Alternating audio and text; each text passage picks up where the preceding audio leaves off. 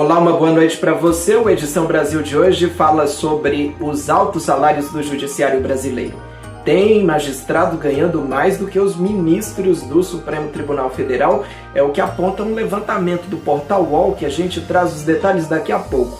Também daqui a pouco a gente fala sobre a decisão liminar do ministro André Mendonça do Supremo Tribunal Federal, que derrubou a vigência de 5 leis no estado de Goiás, que eram justamente uma manobra para que magistrados do estado ganhassem acima desse teto constitucional, que atualmente é de pouco mais de R$41,6 mil.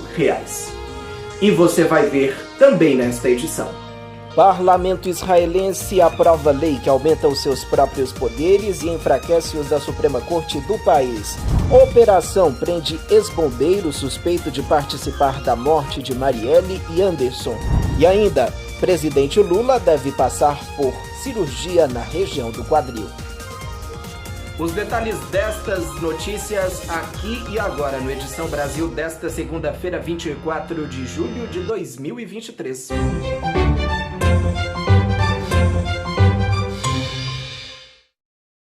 Nós começamos o Edição Brasil de hoje falando sobre os altos salários do judiciário brasileiro. Um levantamento feito pelo portal UOL mostra que metade dos juízes brasileiros receberam um salário acima do teto constitucional nos meses de abril e maio.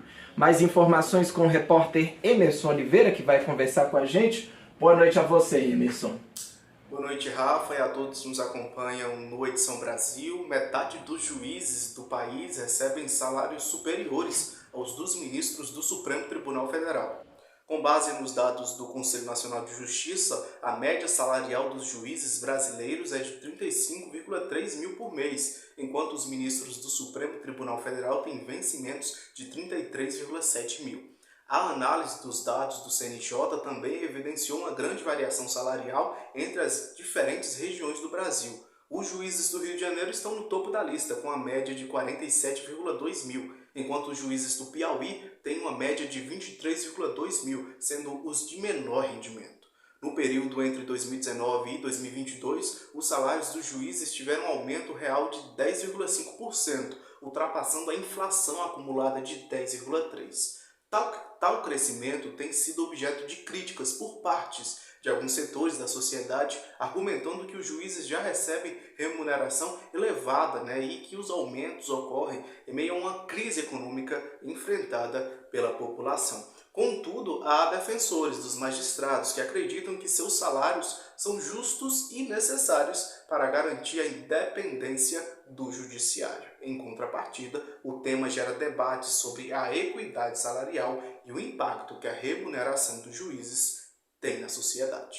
Nesse contexto, uma ação direta de inconstitucionalidade movida pelo Conselho Nacional de Justiça, o ministro do Supremo Tribunal Federal, André Mendonça, suspendeu por liminar normas do Estado de Goiás, que permitiam o pagamento de salários acima do teto constitucional para juízes. As leis complementares possibilitavam que os juízes recebessem indenizações e gratificações que elevavam seus vencimentos acima do teto de 39 mil, pouco mais de 39 mil. A decisão de Mendonça se baseou no entendimento de que essas normas violavam o artigo 37 da Constituição Federal, que proíbe a vinculação dos vencimentos a qualquer índice ou medida de preços. Além disso, o CNJ argumentou que as normas goianas violavam o princípio da isonomia, uma vez que permitiam que juízes recebessem salários superiores ao teto constitucional, enquanto outros servidores públicos não podiam. A liminar concedida pelo ministro é provisória e sujeita a recurso, porém já tem efeito imediato, impedindo então que juízes de Goiás recebam salários acima do teto constitucional. É isso, Rafa, eu devolvo para você no estúdio. Parece que o céu é o limite, viu, Emerson? Obrigado pelas suas informações, uma ótima noite para você. Olha só, a Polícia Federal e o Ministério Público do Rio de Janeiro cumpriram 7 mandados de busca e apreensão e 1 de prisão preventiva na cidade do Rio de Janeiro e na região metropolitana. A ação faz parte da Operação Elpis, que investiga os assassinatos da vereadora Marielle Franco, do motorista Anderson Gomes e a tentativa de homicídio da assessora Fernanda Chaves. O nome da operação faz menção à mitologia grega, onde Elpis é a deusa da esperança. Os crimes aconteceram em março de 2018 e até hoje, 5 anos depois, não se sabe quem mandou matar Marielle Franco e por quê. Na manhã de hoje, a polícia prendeu o ex-bombeiro Maxwell Simões Correia, o Suel. Ele é suspeito de ter levado armas do apartamento do seu amigo, o ex-policial militar Rony Lessa, escondendo inclusive armas utilizadas nos homicídios no seu carro. Suel também teria ajudado a jogar o armamento no mar. A prisão do ex-bombeiro foi possível após a delação do ex-PM Elcio Queiroz, que confessou participação no crime e apontou Rony Lessa como autor dos tiros. Elcio disse ainda que Suel participou do planejamento do crime, vigiando a vereadora. Esta não é a primeira vez que Maxwell é preso por causa da investigação do caso Marielle. Em 2021, ele foi condenado por atrapalhar as investigações e cumpria pena em regime aberto. Tanto Rony Lessa quanto Elcio Queiroz, ex-PMs apontados como autores dos homicídios, estão presos e aguardam júri popular. O presidente da Câmara dos Deputados, Arthur Lira, do PP de Alagoas, disse que a discussão sobre a taxação dos super-ricos deve ficar para depois da promulgação da reforma tributária pelo Congresso Nacional, o que deve acontecer até dezembro. Lira disse que ainda não conversou com o ministro da Fazenda, Fernando Haddad, mas defende este adiamento porque o debate pode ser tumultuado. A declaração foi dada em um evento do LIDE em São Paulo nesta segunda-feira. O presidente Luiz Inácio Lula da Silva deve passar por uma cirurgia neste ano para tratar de uma artrose. Ontem ele cumpriu a agenda no estado de São Paulo e passou pelo Hospital Sírio-Libanês para fazer um procedimento para aliviar dores das quais ele estava se queixando. De acordo com a assessoria de imprensa da Presidência da República, ainda não há uma data marcada, mas esta cirurgia deve acontecer em outubro ou em dezembro. Vale lembrar que Lula já tem se queixado de dores por causa da artrose há algum tempo e a cirurgia está entre as recomendações dadas pelos médicos. O ex-ministro do Gabinete de Segurança Institucional, General Gonçalves Dias, pediu para não ser obrigado a depor na CPI do MST.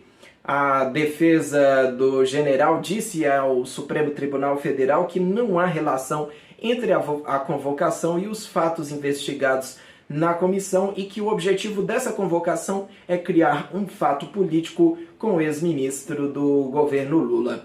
O requerimento foi apresentado pelo relator da CPI, o deputado Ricardo Salles, do PL de São Paulo, foi aprovado no último dia 11 de julho, e a previsão é que a audiência com o general aconteça no dia 1º de agosto.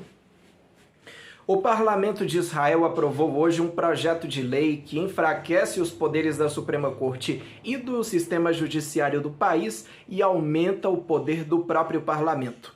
A intenção da reforma é mudar a forma como acontece as nomeações dos juízes e também limitar a capacidade da Suprema Corte de barrar decisões do governo e do parlamento. Com a unanimidade de 64 votos, a coalizão governista aprovou o projeto que proíbe que a Suprema Corte revise decisões do governo com base no princípio da razoabilidade. Já a oposição boicotou a votação, deixando o plenário e gritando vergonha. Ao todo, são 120 cadeiras no parlamento, que atualmente é o mais conservador da história de Israel. O projeto prevê que os juízes não poderão derrubar decisões consideradas inapropriadas. A medida enfrenta forte resistência da oposição e é alvo de protestos que se arrastam há meses, mobilizando inclusive militares.